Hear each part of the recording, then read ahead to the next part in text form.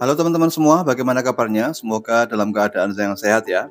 Pada video kali ini saya akan menyampaikan beberapa informasi terkait dengan usaha ternak entok. Usaha ternak entok dulu masih dipandang sebelah mata. Entok terbilang jenis unggas yang terpinggirkan atau termarginalkan. Hewan ini identik dengan unggas yang banyak dipelihara kaum miskin di desa.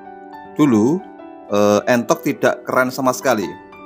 Bahkan, hewan ini dilabeli hewan yang jorok, menjijikkan, pakannya boros. Alih-alih menjadi pilihan usaha atau hobi, banyak masyarakat yang tidak sudi memelihara unggas entok ini. Namun, setiap masa ada orangnya dan setiap orang ada masanya. Itulah salah satu kalimat yang menggambarkan bahwa tidak ada yang abadi kecuali perubahan, termasuk di dunia usaha ternak entok. Bila dulu entok dipandang sebelah mata, kini entok perlahan tapi pasti menjadi idola. Bahkan ternak entok menjadi salah satu alternatif usaha di mana mulai muncul kejenuhan terhadap usaha ternak lain. Bahkan kalangan menengah atas pun mulai melirik usaha ternak entok. Berdasarkan pengamatan saya di lapangan, sejumlah orang dengan profesi menengah seperti PNS, guru, polisi, tentara, pedagang alat kesehatan, dan lain-lain mulai melirik usaha ternak entok. Bahkan sejumlah pensiunan juga mulai menginvestasikan uangnya untuk ternak entok. Ada sejumlah alasan yang membuat entok mulai dilirik kalangan menengah. Pertama, dari sisi pakan. Entok yang awalnya dianggap pakannya boros ternyata tidak benar. Banyak peternak yang membuktikan bahwa biaya pakan entok sangat irit dengan memanfaatkan potensi alam di sekitar kandang. Entok termasuk unggas pemakan segala atau omnivora. Dia mau makan apa saja, mulai dari rumput, dedaunan, keong, sayur sisa, nasi sisa, ampas ketele, ampas tahu, ampas kelapa, ikan rucah, dan lain-lain. Bahkan bahan pakan alternatif ini bisa juga dibudidayakan sehingga sangat meringankan beban biaya pakan bagi peternak. Sejumlah peternak ada yang membuat bank pakan seperti menanam rumput odot, kemudian indigo vera, kangkung, menanam pohon pepaya, pohon mengkudu, menanam rumput azolla, kemudian memelihara magot, dan lain-lain. Bahan pakan alternatif itu sangat baik untuk pertumbuhan entok. Dengan mengandalkan bahan pakan alternatif itu, peternak tidak lagi tergantung dengan pakan pabrikan, sehingga usaha ternak entok tahan terhadap guncangan ekonomi global atau krisis. Pakan pabrikan praktis hanya digunakan untuk anakan entok mulai umur 0 sampai 20 hari atau 1 bulan. Selebihnya, entok sudah bisa mengkonsumsi pakan alternatif yang bisa diperoleh secara gratis di alam. Tinggal ambil saja.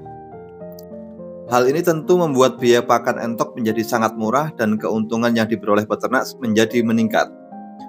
Ternak entok juga terbilang cukup mudah.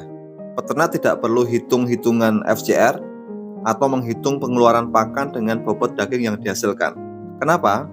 Karena bahan pakan yang digunakan itu murah dan bahkan gratis.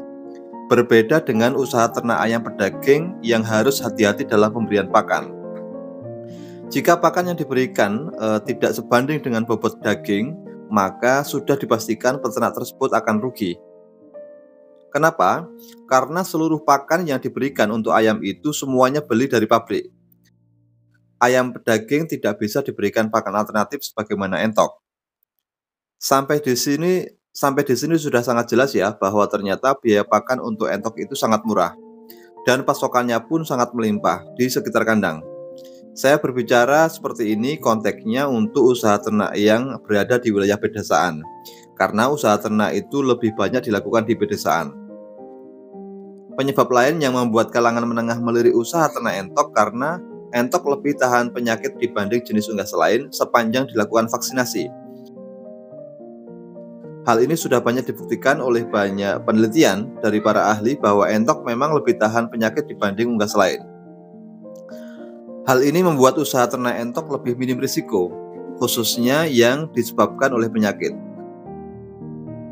Usaha yang layak ditekuni adalah jenis usaha yang minim risiko, salah satunya adalah entok. Karena itu, bagi para peternak yang saat ini menekuni usaha ternak entok, ayo tetap semangat. Jangan mudah turun semangat dengan adanya komentar miring yang mengatakan bahwa usaha entok itu usaha tipu-tipu. Memang, bahwa setiap peternak itu memiliki cerita sendiri-sendiri. Ada cerita manis, ada cerita pahit. Saya rasa ini juga terjadi di semua jenis usaha. Contoh usaha ternak kambing. Peternak kambing ada yang sukses, ada pula yang gagal. Hal ini dipengaruhi oleh banyak faktor. Tidak bisa kemudian satu peternak gagal menjadi pembenaran bahwa ternak kambing itu tidak menguntungkan. Begitu pula dengan usaha ternak entok. Ada peternak yang sukses, ada pula peternak yang gagal. Sekali lagi, cerita sukses dan gagal terjadi di semua jenis usaha. Jadi, bagi kalian yang belum sukses atau masih gagal dalam beternak entok, jangan menjudge bahwa ternak entok tidak menguntungkan. Sikap seperti ini tidak akan membuat kalian maju. Jadi, pesan saya, teruslah berusaha dan selalu belajar. Semoga video singkat ini bisa berguna dan menjadi motivasi bagi kita untuk menekuni usaha ternak entok. Sekian, sampai jumpa di video berikutnya.